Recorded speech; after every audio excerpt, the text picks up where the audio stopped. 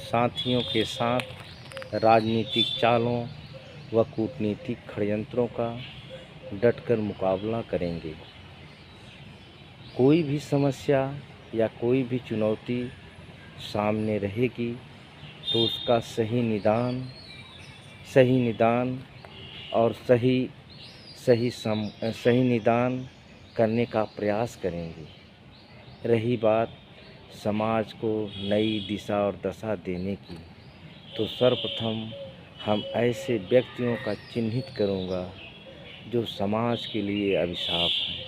आप देखते होंगे कि यदि कोई व्यक्ति आज हमारे साथ है तो हमारी 100 अच्छाइयों को बताने से चूकता नहीं है, लेकिन जब वह हमारा साथ छोड़कर दूसरे दल में जाता है तो उसका हाल वही होता है जैसे नौटंकी में जोकर 56 जेबों को लगाकर और समाज को हंसाने का कार्य और पिस्टिन और नगाड़े पर नाचते हुए समाज को हंसाने का कार्य करता है।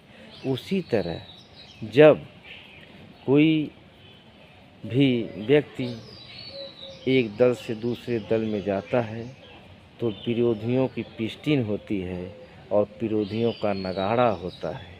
उपरोक्त व्यक्ति उस पिस्टिन और नगाड़े पर मुंह में कालिक पोतकर आँखों में चश्मा लगा लेता है।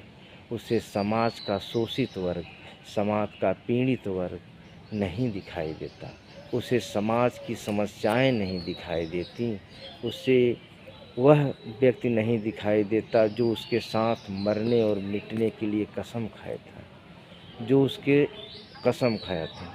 उसका एक ही कार्य होता है कि वह विरोधियों की कही हुई बात को, अगर विरोधी कहता है कि दिन है तो कहता है दिन है, और कहता है रात है तो रात कहता है।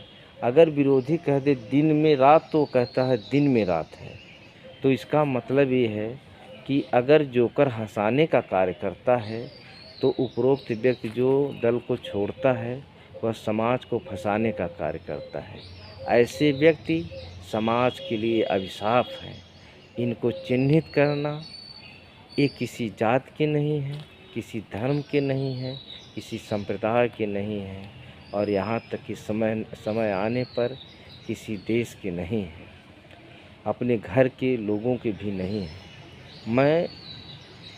मैं समाज को अगर नई दिशा और दशा देना है तो किसी भी समस्या के साथ समझौता नहीं, उस समस्या को एक चुनौती मानकर हमें